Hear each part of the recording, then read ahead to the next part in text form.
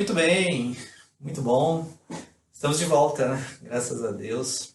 Esse é o segundo episódio, a segunda aula do nosso estudo bíblico aqui da Arca sobre ser humano, espírito, alma e corpo.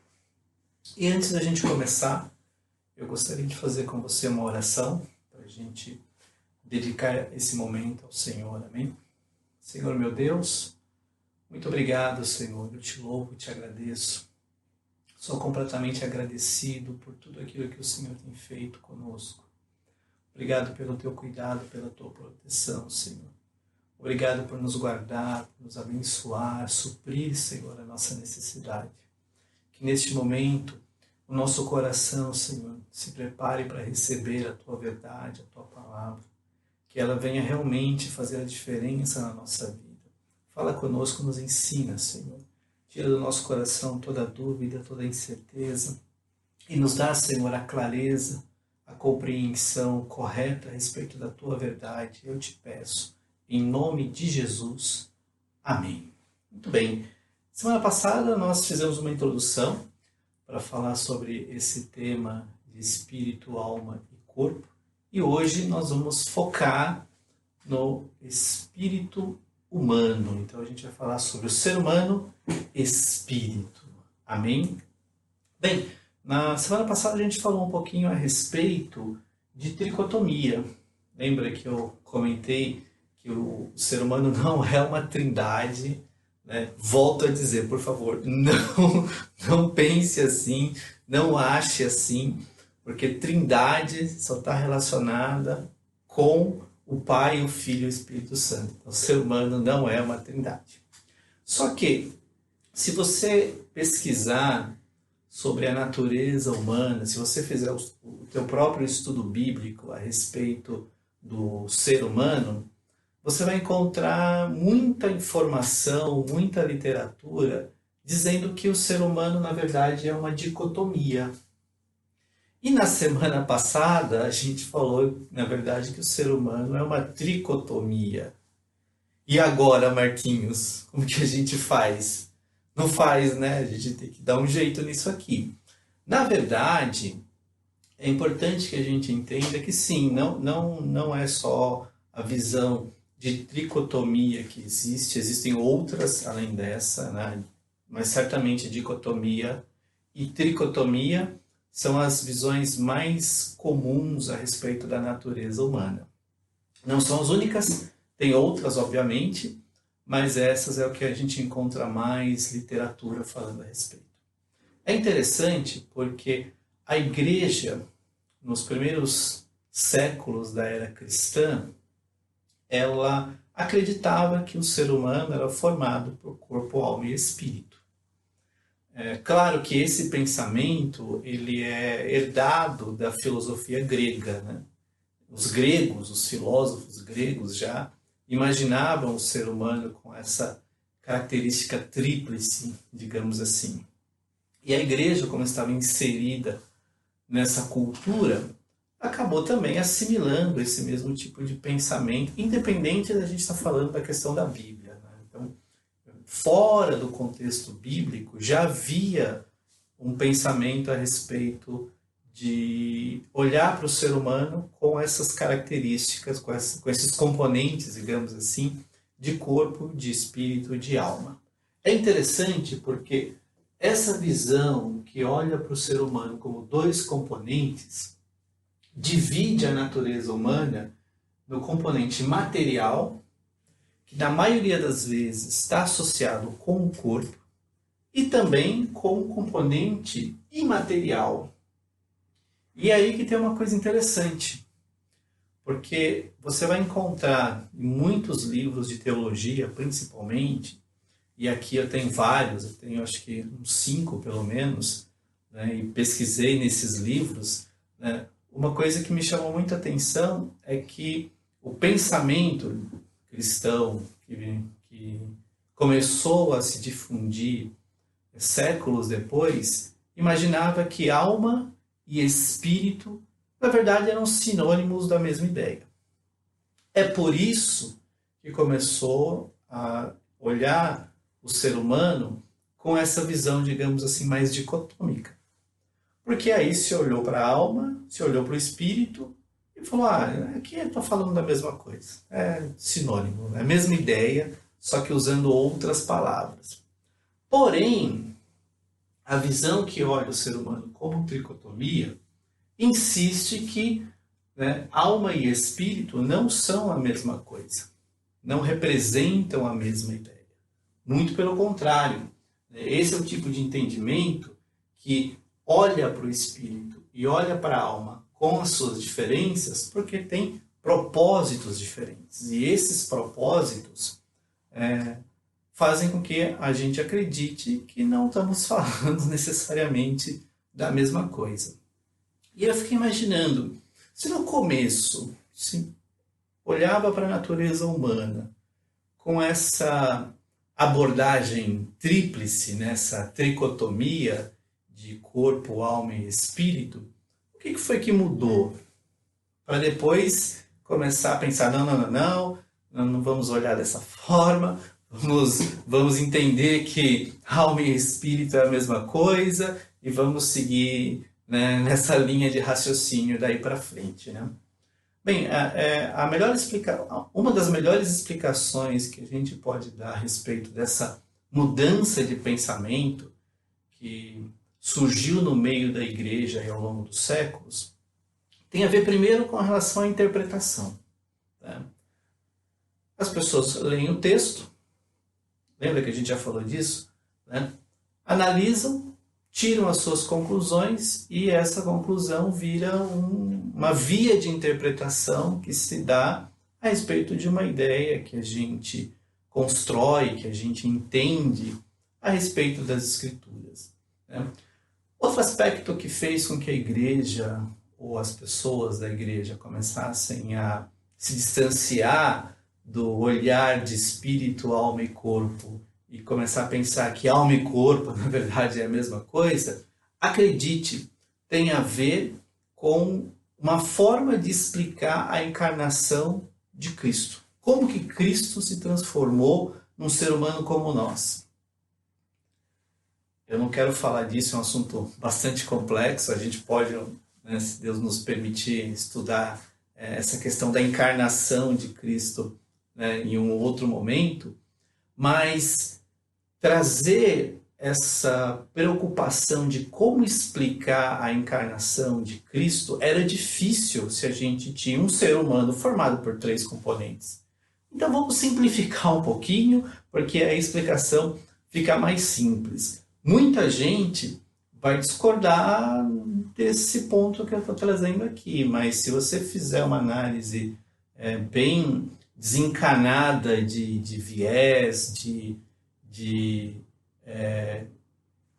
algo que você acha que é preconcebido como ponto de vista, você vai ver que, de fato, essa mudança de pensamento foi mais para condicionar uma interpretação que estava surgindo no meio da igreja e deixar as coisas mais simples. Então, é polêmico, mas quando a gente estuda, a gente percebe que não é só nesse caso, teve outros casos que a igreja acabou fazendo a mesma coisa, dar uma simplificada para tentar justificar uma forma de interpretar as Escrituras.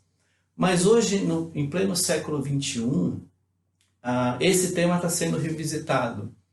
E pensar em alma como um sinônimo de espírito é uma coisa que é difícil de convencer. Por mais que a teologia clássica, digamos assim, para não dizer medieval, né? Mas a teologia clássica ainda insiste que o modelo é dicotômico. Quando a gente observa a complexidade que é o ser humano, a gente entende que é difícil acreditar que o ser humano tem uma alma / espírito, porque nós somos muito complexos para ser tão simplesinho assim, né? Mas continuando, né, uma das coisas que faz com que a gente olhe para o ser humano como um ser formado por 3 componentes está exatamente nesse versículo que nós vimos na semana passada. 1 Tessalonicenses, capítulo 5, versículo 23, diz: "O mesmo Deus da paz os santifique em tudo, e que o espírito, a alma e o corpo de vocês sejam conservados íntegros e irrepreensíveis na vinda de nosso Senhor Jesus Cristo. Amém? Esse versículo, ele mostra exatamente que quando Paulo escreveu para essa igreja, né, bem quase no final da carta, ele abre o pensamento a respeito da natureza humana e mostra que realmente ela tem alma, tem espírito e tem corpo. Então, esse é um versículo super importante para a gente sustentar essa ideia de que o espírito e a alma não são a mesma coisa, não têm a mesma ideia. Agora, claro, você pode, nos seus estudos, no seu jeito de entender e de interpretar, achar que realmente alma e espírito é uma coisa só. Mas eu quero que você entenda o seguinte: primeiro, achar isso ou achar que não é pecado nenhum, é só uma forma de interpretar aquilo que está nas Escrituras. Então, não é mais pecado ou menos pecado imaginar que o certo é alma, corpo e espírito, ou achar que alma e espírito é uma coisa só e fica apenas dois componentes. Não tem problema nenhum, porque isso tem muito mais a ver com a forma como a gente enxerga esse tema. E não necessariamente uma questão de heresia. Ai, meu Deus do céu, heresia. Não tem nada a ver. Se você, no final desse estudo, continuar acreditando que alma e espírito é a mesma coisa, amém, né? Que em algum momento eu tenho certeza que ao encontrar com o Senhor, a gente vai ter a certeza do que realmente está certo. Nós aqui, como igreja, nós acreditamos que corpo, alma e espírito são três elementos distintos e a gente vai abordar então dessa maneira.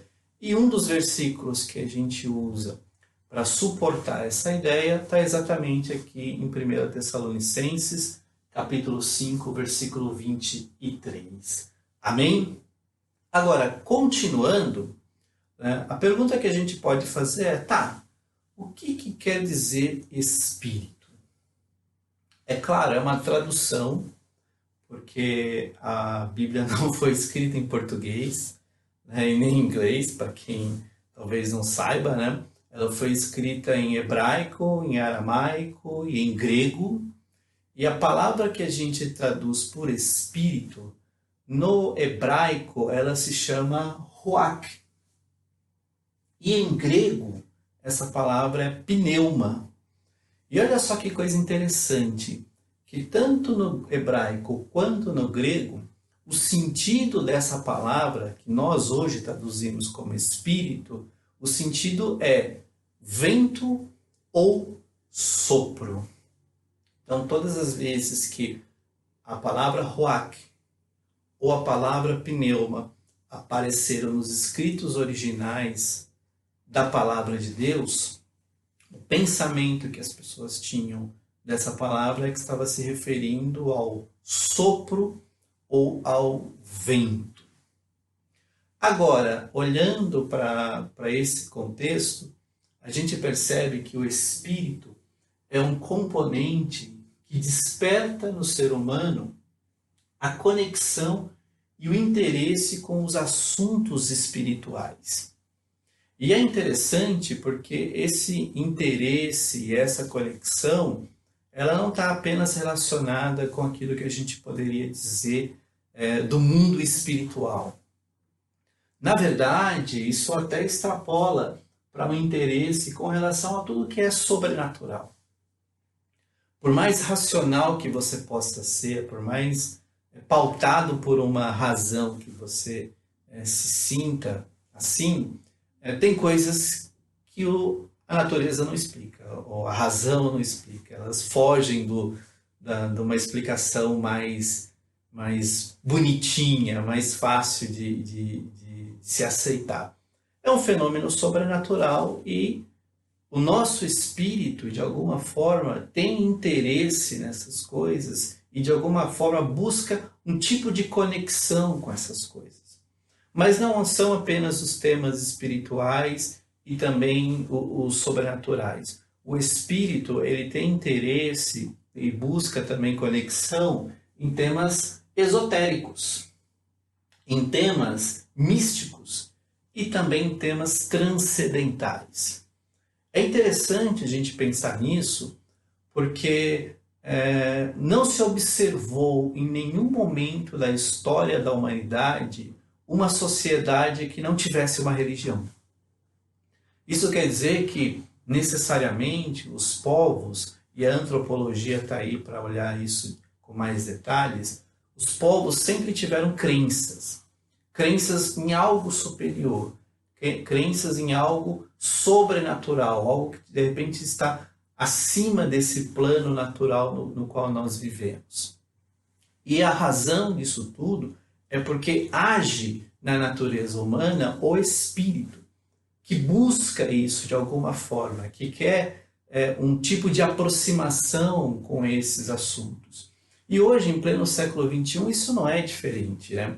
Quando a gente vê, por exemplo, o interesse das pessoas em coisas como, por exemplo, horóscopo, é um bom exemplo, ou mesmo em extraterrestre, em vida em outro planeta, que transcende, que talvez seja meio além daquilo que a gente consegue olhar como compreensão humana, mostra, né, isso ajuda a comprovar que o ser humano no espírito busca uma conexão que vai além do físico, que vai além do natural.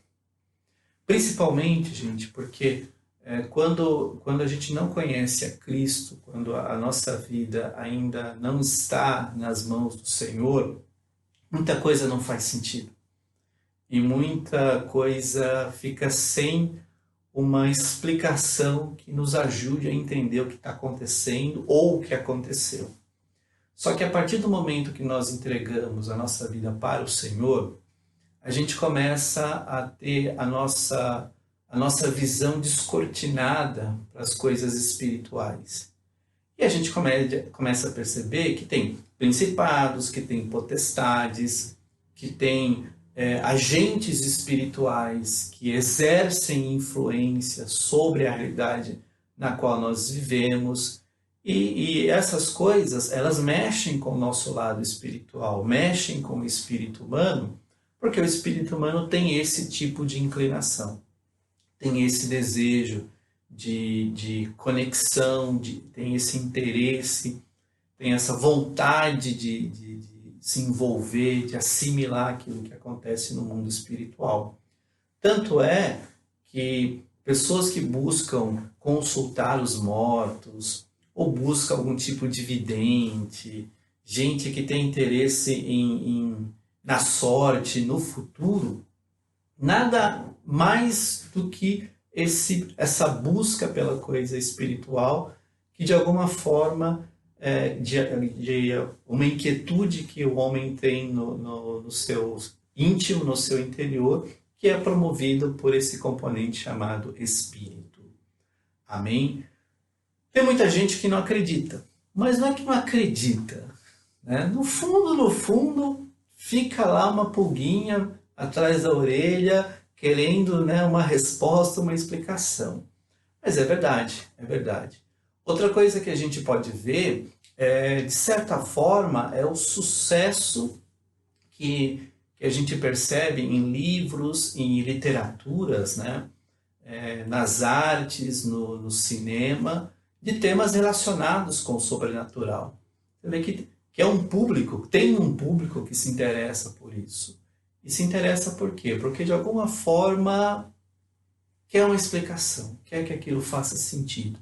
E é o espírito humano que se agita nesse sentido de buscar mais clareza, mais explicação a respeito do sobrenatural, do espiritual, do transcendental. Continuando, né, a palavra de Deus tem dezenas de versículos que falam sobre o Espírito. Aqui a gente vai ver apenas alguns, mas não são apenas esses, tem muito mais. E olha só que coisa interessante. Em Eclesiastes, no capítulo 12, versículo 6, a palavra do Senhor diz o seguinte: lembre-se do seu Criador antes que se rompa o fio de prata e se despedace o copo de ouro, e se quebre o cântaro junto à fonte, e se desfaça a roda junto ao poço, e o pó volte à terra de onde veio, e o espírito volte a Deus que o deu. Amém? Olha só que coisa interessante, né? Esse versículo está falando para a gente lembrar do Criador antes que a gente morra, né? Antes que acabe os nossos dias nessa existência. E esse texto termina de uma forma muito interessante, né? Termina falando do corpo que volta para o pó e do espírito que volta para Deus que deu esse espírito. Então, é muito interessante porque se a alma e o espírito fossem a mesma coisa, então está querendo dizer que quem deu a nossa alma foi Deus. Alma barra espírito. E essa alma barra espírito que Deus deu, volta para Ele. Então, se Ele nos deu essa alma barra espírito, quer dizer que eu sou desse jeito porque Deus deu esse jeito para que eu seja. É complexo. E às vezes é também esquisito. Por isso que é mais fácil pensar que não estamos falando da mesma coisa. Espírito é espírito, alma é alma. E aqui uma revelação impressionante que a palavra de Deus nos dá é que o espírito é uma concessão divina. Deus dá. Em Tiago, a palavra do Senhor diz que o corpo sem espírito é morto. Então, nos leva a entender que o espírito talvez seja aquele gatilho que faz com que a gente tenha uma consciência, tenha um nível de consciência e não sejamos apenas corpos, né, com movimentos, com desejos, zumbis, digamos assim, mas somos seres conscientes e seres também espirituais, não apenas carnais. Outro versículo, Salmo 51, versículo 10, cria em mim, ó Deus, um coração puro e renova dentro de mim um espírito inabalável, né? Um espírito que não se abala. Então a gente começa a ver que o espírito humano, ele tem seus altos e baixos também. Por mais que seja um componente espiritual, é um componente que oscila.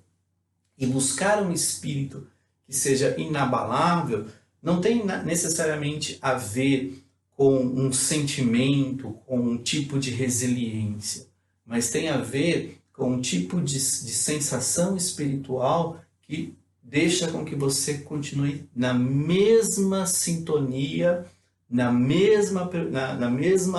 mesmo movimento, sem se preocupar se as coisas estão favoráveis ou desfavoráveis. É uma capacidade nossa de perceber aquilo que está acontecendo, uma sensibilidade espiritual que nos faz discernir aonde que Deus está agindo e aonde que Deus não está agindo. Continuando, Salmo 34, versículo 18, perto está o Senhor dos que têm o coração quebrantado e salva os de espírito oprimido. Olha só que coisa interessante, o espírito pode sofrer um tipo de opressão.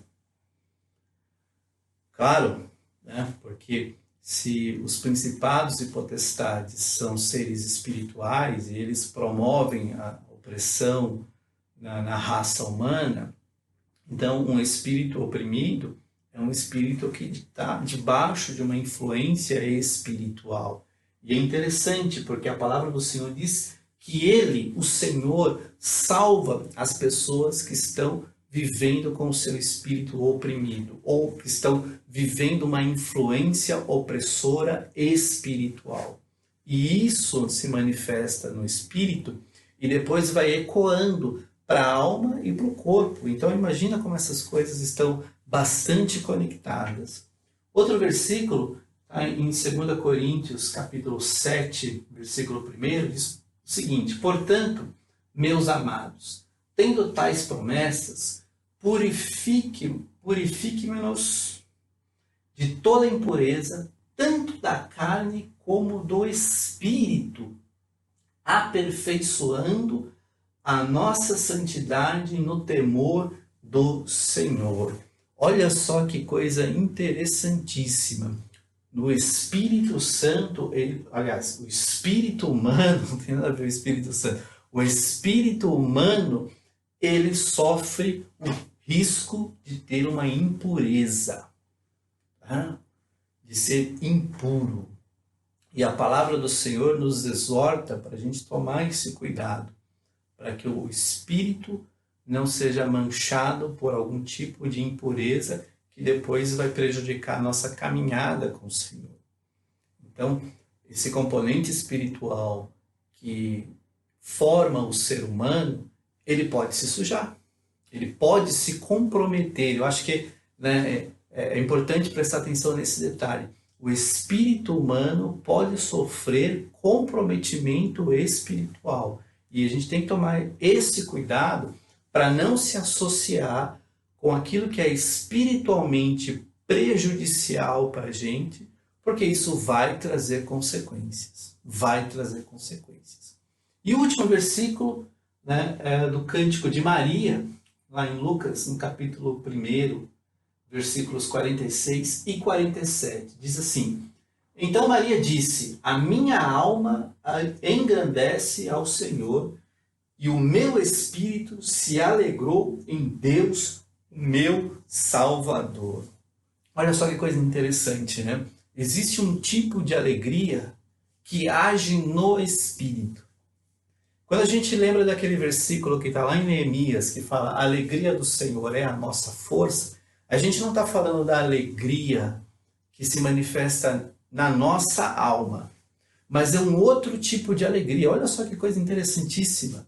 Uma alegria que se move, ou melhor, que age no espírito humano. E Maria, quando ela recebeu a notícia de que estaria grávida do Salvador, ela trouxe essa verdade espiritual para que a gente entenda que há uma alegria que é espiritual também. Ela não depende de humor, ela não depende de notícias que você recebeu para ficar alegre, né? Porque na maioria das vezes funciona assim, né? A gente recebe uma notícia boa, uhul, né? Fica todo mundo alegre, todo mundo empolgado. Mas existe uma alegria espiritual que faz com que você está contente sempre, sempre está feliz, sempre está bem-humorado, sempre está satisfeito, né? Nunca tem aquela preocupação com o alto, com o baixo, está sempre ali, constante naquela alegria. Isso é espiritual e isso faz parte do espírito do homem, essa alegria. Amém? E olha só que coisa, né? Para a gente ter clareza sobre o espírito humano, é muito importante que a gente perceba o espírito humano como uma série de elementos que nos ajudam a entender como que isso funciona na nossa vida. A palavra do Senhor diz aqui em Isaías, no capítulo 29, versículo 24, sobre os desencaminhados do Espírito. Né? Espírito aí com letra minúscula. Porque uma das coisas que o espírito humano promove na nossa consciência é o entendimento. Entendimento das coisas espirituais, das coisas transcendentais. É o espírito humano que nos leva a entender essas coisas que não se explicam pela razão, que não se explicam pela lógica, que são assim espirituais, transcendentais. Só que se o meu espírito está contaminado, está impuro, o meu entendimento vai ser equivocado. É inevitável, porque eu estou indevidamente comprometido com aquilo que não é bom. Então o meu entendimento também não vai ser bom. Além disso, o Espírito ele nos ajuda a ter conhecimento. Em 1 Coríntios, no capítulo 2, versículo 11, a palavra do Senhor fala que o espírito humano nos leva a entender as coisas que são humanas. Então, existe um certo discernimento que a gente consegue ter entre o certo e o errado, que muitos vão dizer que está relacionado com moral, com ética, mas esse conhecimento, esse discernimento, ele tem como gatilho o espírito humano. O espírito, esse componente que habita na nossa vida. Outra coisa que a gente tem é a impureza. A gente acabou de ler a respeito disso lá em 2 Coríntios, no capítulo 7. Né? A impureza aqui não tem a ver com a sujeira física, mas com comprometimentos espirituais que a gente pode consciente ou inconscientemente assumir, e isso certamente traz consequências para nós. E uma dessas consequências é a opressão, que a gente viu no Salmo 34, versículo 18, né? Mas é uma palavra que, mais do que falar da opressão que ocorre no espírito, é uma palavra que nos lembra que Ele, o Senhor, salva todo aquele que é oprimido no espírito.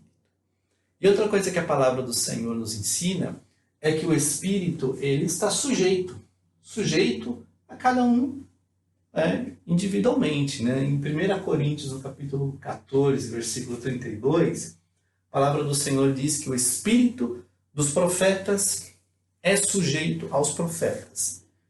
E por mais que a gente possa imaginar que isso está limitado aos profetas, na verdade não. A gente pode extrapolar isso para qualquer tipo de pessoa e entender que o espírito está sujeito à alma e está sujeito ao corpo, porque eles são três componentes que estão interagindo uns com os outros. Então, o espírito não é uma coisa isolada da alma e do corpo. Eles estão conectados uns com os outros e um acaba refletindo diretamente no outro. Para finalizar, olha só, a gente sabe que esse tema está muito sujeito à interpretação, está muito sujeito ao entendimento que a gente tem das coisas. E aqui a gente vê uma tabela que nos ajuda um pouco a situar a respeito dos entendimentos que nós temos como cristãos e de outras formas fora do contexto cristão que entendem esse ponto relacionado ao espírito humano. No pensamento cristão, a gente vê que o espírito é dado por Deus, a gente viu isso lá em Eclesiastes, e volta para Deus após a morte. Além disso, a gente vê que o espírito humano habita o corpo humano, mas não é parte do corpo humano, né? É distinto do corpo humano. E o espírito, ele promove as características que fazem com que a gente tenha a nossa individualidade. Então, cada um é cada um, e o espírito humano leva essa marca para as pessoas de individualidade. Isso é uma síntese bem básica do nosso pensamento cristão a respeito do espírito. Quanto mais a gente mergulha na palavra, mais detalhe a gente tem. Mas fora do contexto cristão, olha só que interessante, né? Fora do contexto cristão, o espírito ele é encarado como uma entidade divina ou conectada a Deus. Nova Era pensa dessa forma. Pensa no espírito como uma entidade conectada a Deus ou uma entidade derivada de Deus. E há, inclusive, movimentos da Nova Era que entendem que o espírito humano é uma semente divina. Né? Nós não acreditamos assim, nós acreditamos que Deus concede essa capacidade espiritual para o homem, mas é uma concessão da parte de Deus, não um fragmento de Deus agindo na vida humana. Outra forma de pensamento é aquela que olha para o espírito como uma entidade que pode reencarnar em outro corpo. O espiritismo, né, tem formas de espiritismo que pensam dessa forma, que pensam dessa maneira, que o espírito ele tem a sua individualidade, ele vai encarnando e reencarnando em outros corpos, buscando uma forma de aperfeiçoamento ou buscando zerar a sua carga negativa, o seu karma. A palavra do Senhor diz que ao homem é dado morrer uma única vez, vindo depois o juízo. Então nós não acreditamos na reencarnação, porque ela não é bíblica, ela não se sustenta através das escrituras, mas o espiritismo e outras religiões que pensam dessa maneira olham para o espírito como uma entidade que reencarna buscando algum aperfeiçoamento, alguma melhoria. E a última forma de olhar o espírito é como uma entidade decaída na forma física e que almeja a sua restauração espiritual. Os filósofos gregos da época de Platão, né, e o próprio neoplatonismo olham o espírito assim. Né? A carne é uma coisa ruim, o espírito é uma coisa boa, mas o espírito está preso no corpo e o que pode ter de melhor é morrer logo para poder ir para um plano melhor e se livrar dessa forma decaída e alcançar um passo, um platô superior de desenvolvimento, seja lá o que quer que isso signifique, mas é como os filósofos gregos e outros relacionados com o gnosticismo acabavam olhando a questão do espírito. Nós também não acreditamos nisso como cristãos, a gente pensa muito diferente disso tudo. O espírito não é uma essência decaída, né, que está aprisionada no corpo. A gente não olha dessa forma, a gente pensa bem diferente disso, mas o fato é que a partir do momento que você entrega a tua vida para Jesus, o Espírito Santo começa a dar para nós um discernimento do mundo espiritual que até então a gente não tinha. Talvez por conta da impureza, por conta da opressão, ou por outros fatores que agiam na nossa vida. E quanto mais clareza a gente tem das questões espirituais, muito mais fácil a gente consegue entender e assimilar aquilo que acontece com a nossa vida e como que isso impacta na nossa alma e no nosso corpo. Mas isso a gente vai falar nas próximas aulas, nos próximos episódios. A gente termina aqui. Semana que vem a gente vai falar da alma do ser humano. Então, que Deus te abençoe em nome de Jesus, que você tenha um domingo de muita paz, de muita alegria, uma semana na presença do Senhor. E na próxima aula a gente volta, se Deus quiser. Deus te abençoe em nome de Jesus.